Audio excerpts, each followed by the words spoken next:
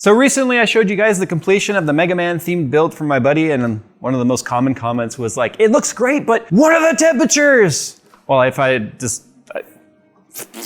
pretty much decided I was gonna do a separate video about the temperatures, because if you recall, I said that I have a 4090 Strix in my system, but it is not an active backplate. So I've kind of spent the weekend making sure I had all of the temperatures and stuff figured out for my system, which is comparable in terms of also having two 360 millimeter slim rads, although not identical systems.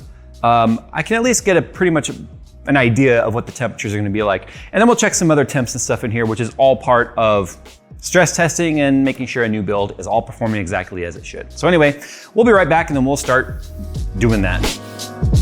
We interrupt this video to bring you a special message from iFixit. No, we interrupt this interruption with this interruption about new stuff from iFixit. Wish you had a new graphics card, but inventory sucks? Fix the inventory problems with iFixit. Whoa, don't drop it. Can't fix that with iFixit. Just kidding, yes you can. Wish you could take iFixit with you anywhere, but your pockets aren't big enough? Introducing the new More And the new Minnow. Take them with you anywhere. So get iFixit for your loved one, or just get them for yourself. There's multiple parts on building this system here, but we're not gonna get into that. You guys can go watch the old, maybe I'll put together a playlist of this build. But anyway, this is a very expensive loop. This loop past practicality, it is well into the diminished returns in terms of cost to performance. But like I said, this is my best friend's build, and he has never had a custom water-cooled computer like this before. He has always had an AIO or something like that. He said, Jay, I want you to go all out. So I did. This loop costs well over 1,200 bucks. I don't have the exact amount. I kind of stopped adding it up when I had to start figuring out the individual fittings and stuff, but this loop is well over 1,200 bucks because the GPU block itself is almost 500 US dollars.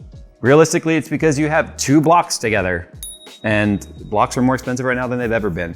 So that's why I'm personally curious about whether or not the active backplate block is gonna be worth it. This initially was gonna go in my build, but then ended up not doing it because of the fact that it wouldn't fit in my particular motherboard, because if you recall, the thickness of the backplate, if you have any sort of MOSFETs or anything too close to the first PCI Express slot or where the GPU goes, then the backplate's active block will hit it. So I didn't want to run a vertical in my system. I did a whole build log on mine. I went horizontal, which means this block wouldn't fit in mine. But fortunately, with the motherboard I chose from my friend here, there's plenty of clearance. So I was able to run it in his. So at least I didn't have to send it back and go, okay, well, I didn't use, because I didn't know which one I wanted. So I ordered both and I was just gonna return the one I didn't use. Now it's made its way into here. The FL360, which is a pump res combo, has got a D5 in there. We got an FL120 in the back. That's like a $100 little piece of acrylic by itself. This was a few $100 for the one with the pump. The fittings, the rads, each rad was over about $100. So I mean, you start doing the math on this. That CPU block was over 250 bucks. It's a ridiculous amount of money. So anyway. What's the drill press?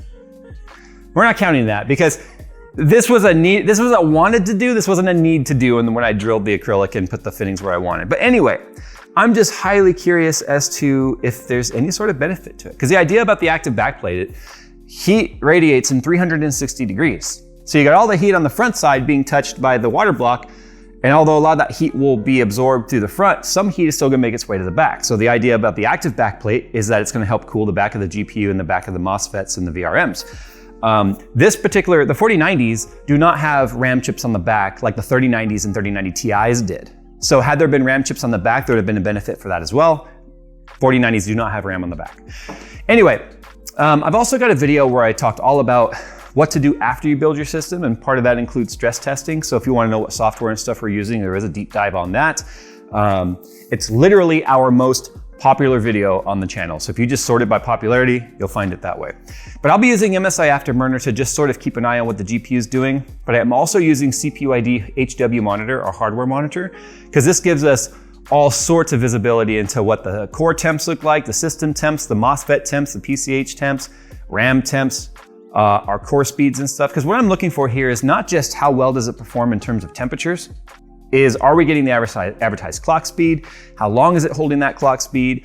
Are the temperature spikes really high? This can give me some idea of maybe the voltages are going too far. Because remember, sometimes the motherboard logics like to push more voltage than they need, especially on Intel CPUs.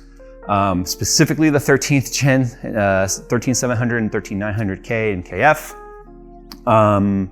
Also too, you can't just boot up your system and right now see that we're sitting at 25C idle on the GPU at 210 megahertz, because even if your block wasn't mounted properly or you wouldn't getting good contact on the direct die for the GPU block, it would sit low like this. It wouldn't be until you put it under load that you would notice something weird happening. For instance, if we didn't have good coverage on the GPU die and part of it was exposed and not covered with thermal interface material or TIM or thermal paste, what you might notice is an edge temp or the lower temp being good, but then the hot spot being whatever the hottest transistor reporting temperatures is, could be high enough to cause a throttle situation. So then this number here would look okay, but then as soon as you look at hotspot temp, you would notice, oh, something's not right. You take your block off and you see part of it maybe had no thermal paste and there's your problem. So these are the kind of things that won't really manifest or show until you do some sort of stress testing. Not to mention this thing needs to go through a whole stress testing suite before I'm willing to give it to my friend to make sure it's stable, that there's nothing that needs to be fixed or looked at before transporting it 50 miles away, which is where he lives, to be able to have him use it up on the 11th floor of his building. And then if it doesn't work, we have to take it back down, put it in a car, carry it all the way back to where I live. So moving on, we're gonna start with CPU. Now I'm using Cinebench R23. Two reasons. One, I kind of have an idea of where the score should be. It should be somewhere around the 38 to 39,000 mark at stock settings. And it's also an amazing stress test for your temperatures because of the fact that it's just an instruction set that is absolutely designed to hammer the cores for everything that they're worth. Let's make sure, I'm gonna go ahead and close Steam, make sure that's not running. I'm gonna close MSI, make sure that's not running. Close OneDrive, all this crap. This is bloatware I still have to remove from his system for him. And I'm gonna make sure that threat protection is off. These are all things that can actually impact your scores. What I'm gonna be looking for here, P-core and E-core frequencies to make sure that they're landing where they should be. And then I'm gonna be looking at package temperatures as well. If we stay somewhere in the 80s with a $1,200 water loop, that tells you these things run hot. All right, here we go. Multi-core test, go. As soon as we start it, there'll be some lag in here. Package is 88C, upper 80s on the P-cores, mid 70s. There's a 90 on the package right there. It sucks, but this is normal. This is normal for a 13900K/KF. Our score was a 39,811, so it landed where it should have. I honestly believe that this thing is pushing more voltage than it needs. A lot of the motherboards tend to do that. One of the things I plan on doing is doing some voltage tuning on this to bring the voltage down to where it should be. So check this out, our vid max went all the way up to 1.449, or technically 1.45. That is way too hot. What we're gonna do, right now we're gonna move on to the GPU. I know the CPU is running very warm. The motherboards tend to do that out of the box, which sort of sucks. We'll come back and we'll tune that voltage at the end of this video. I'm gonna go ahead now and I'll keep that up. I'll keep MSI Afterburner up. We are going to use Speedway for this. And the reason why I'm using Speedway, if I don't stress the RT cores, then I won't get an accurate temperature of the max temps of the GPU. Remember, there are 3 separate core architectures happening inside of a technically a 20 series, a 30 series, and a 40 series GPU. There are the CUDA cores, which is just your shaders. They're just handling all the rasterization, all the raster performance inside of your system or your GPU. You have your tensor cores, which is utilizing anything AI. So we're talking like DLSS or any sort of upscaling, AI model upscaling. Then we have RT cores, which are specifically handling any of the ray tracing data. If you are not using a title that utilizes any sort of DLSS or any sort of ray tracing, then only the CUDA cores are being loaded and you will not get an accurate max temperature. And you'd be surprised how much cooler it can run without the RT and DLSS active. So that's why we use Speedway, because of the fact that we can come in here and do some customization to it. We're gonna loop it, and I'm gonna up this to 4K and see what our temperatures end up looking like. Now, it's gonna take some time for this loop to reach its full temperatures. I'm also controlling the fans specifically through the L-Connect 3 software here. So it kind of stinks because I can give it GPU curve if I want. The problem is I have to choose one, GPU curve or CPU curve. Fortunately, the CPU does go under some load in gaming, just not a lot. So I'll probably flatten out the range at which the CPU is sort of bouncing around here in games. I could also just have the motherboard do it. But I just wanted to show you that this is the curve that we're using right here. Now I could set it to GPU if I wanted, but again, I'm not gonna do that. You can see we're getting, our clock speeds are definitely where they should be. We're at 5.5 gigahertz all core. We're at 4.3 gigahertz on the E core, and you can see our temps are perfectly fine. The thing about Cinebench, you'll never see those types of temperatures in a normal use case, like just playing games or doing anything on your system, even editing in like Adobe Premiere or doing anything CPU intensive. Cinebench itself specifically runs the AVX instructions, the AVX 512 instruction set, which is very hard on CPUs, and Intel loves to go, oh, we're doing AVX and we're great at that, so push on as hard as you can. But as you can see, we are locked at 47, 46, 47. Still have to let it reach its max equilibrium temp. I can definitely feel warmth coming out of here, that's for sure. Power limit is at 90, which is very interesting because of the fact that I have not touched it, so I don't know why it's at 90 and not 100. What happens if I go 100? I have never touched that. Look, reset, there. But you see it didn't change anything. Remember, power limit isn't our problem, it's voltage on 40 series. So I can max that out, and we shouldn't gain any clock out of it, and we didn't. Depending on what the equilibrium ends up being. And by the way, I did up the temperature in this room to match what it would be at home. In my gaming room at home, it runs about 75 degrees Fahrenheit in that room when I have the AC on while gaming. The temperature is comparable in here because of the fact that I want to make sure that I'm not seeing a better gaming temperature performance in here because of the fact that it's colder in this room, which it absolutely could be because it's got a 10-ton AC unit in here. I guess now all we have to do is wait and see what it maxes out at.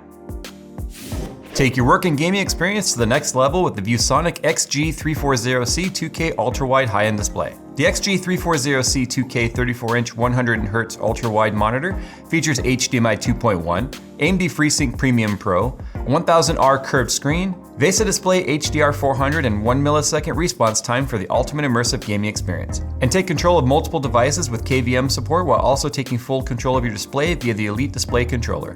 To see the full list of specs and features, follow the sponsored link in the description below. Well, we've had it running for quite a while now, as you can see, completely locked at 2805 megahertz, no change whatsoever. GPU usage at 100%, and our temperature is pretty much leveled out right now at about 50 C. Yeah, so that's technically not an improvement on the reported temp versus mine at home. Mine at home, the hottest I've ever seen is 51 C, and that's like when because I don't have a dedicated AC in my gaming room, it has to share the upstairs AC, and when my wife's trying to go to sleep or something, she's like freaking cold because I have to crank the AC, so I'm not dying in the gaming room. I'm sure plenty of you know that struggle. So every now and then, like the AC will turn off and I don't catch it, and it gets up to like almost 80 degrees Fahrenheit inside of my gaming room, and that's when I'll see the temps come up to like 55. But normally when it's around 73 to 75 degrees Fahrenheit, I see 50, 51 max on there. And as you can see here, that's essentially what our temperature is right here, especially after maximizing the temperature in this room to match what it is at home. The nice thing about Hardware Monitor is, although MSI doesn't show it, Hardware Monitor will show us our hotspot temp.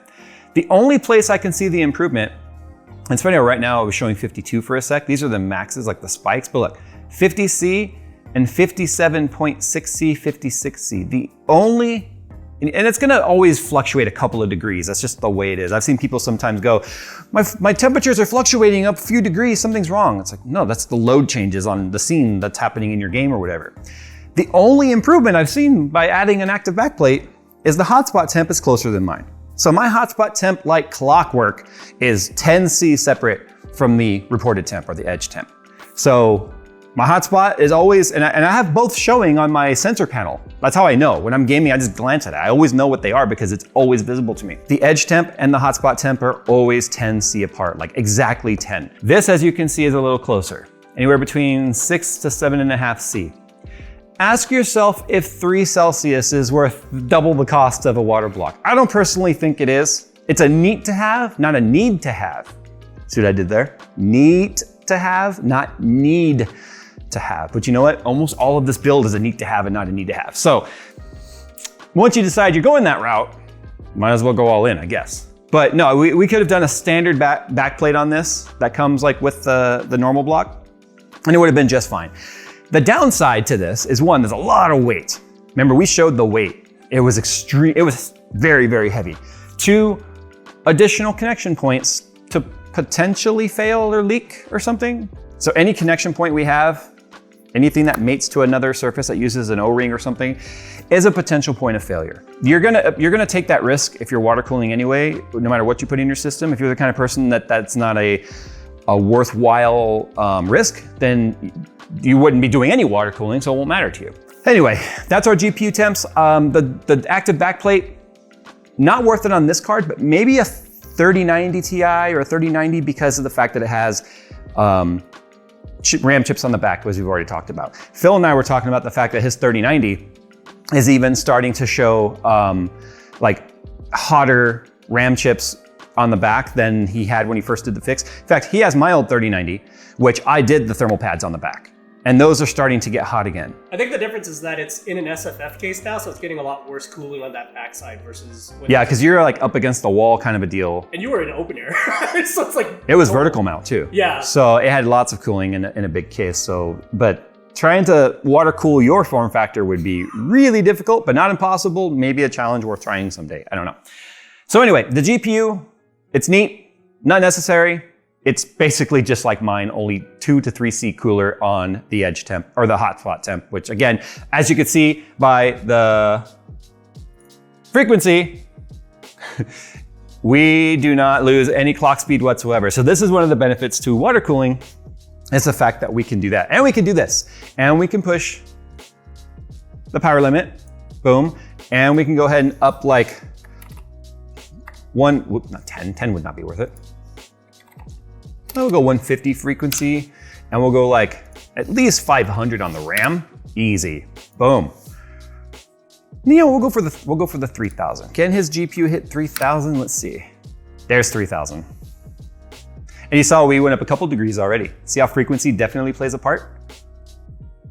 But you know what? I'm gonna be honest. A 4090 in today's games, I've never seen anything really make us 4090 stress. So for the ultimate stability on this, I'm probably not gonna even apply an overclock to this. I might, maybe like 100 megahertz and maybe like 500 to 750 on the RAM. RAM would be a bigger benefit to performance than clock speed on this. All right, I promised you guys we would do some sort of voltage tuning on this. So what I'm gonna do right now is off camera, I'm gonna go ahead and adjust the voltages to the VID or the vid to see if we can get the CPU temperatures in Cinebench under control. Because if we can get the CPU running cooler overall, the whole loop will run cooler overall, which could also mean the GPU could run cooler overall. Although I guarantee the CPU is not dumping anywhere near enough wattage load into this loop to bring the temp up enough to affect the GPU.